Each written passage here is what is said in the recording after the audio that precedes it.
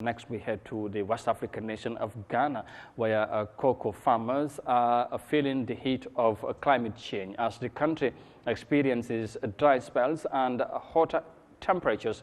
Ghana is the world's second largest producer of cocoa, and there are concerns that the change in rainfall patterns is affecting the production of the cash crop.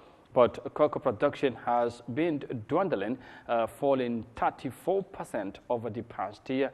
And here's more details of that in this report. Nana Ajima has been growing cocoa on this 2-acre farm in the eastern region of Ghana for more than 50 years. Over the decades, he's noticed a worrying trend. His yield keeps decreasing. Some years ago, I produced about 50 bags of cocoa beans from this farm.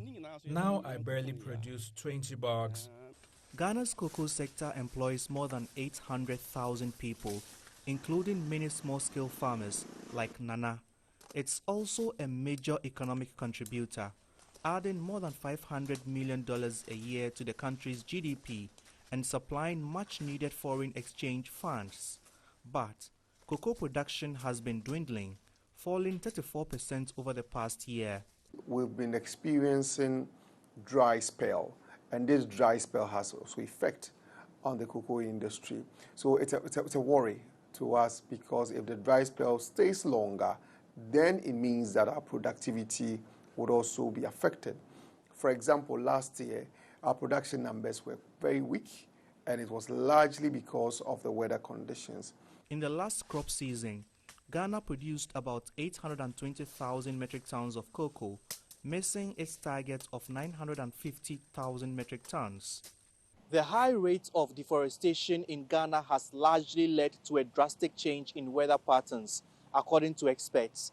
There are fears that cocoa growing areas may no longer be suitable for the cash crop in the next 30 years unless action is taken to address climate change. The government says it is putting in measures to tackle the challenges.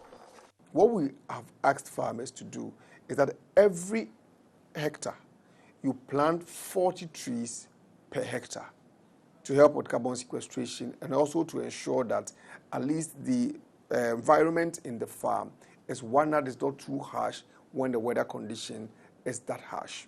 We are looking at irrigation as a means of also helping the farmers have some water during the dry spell moment.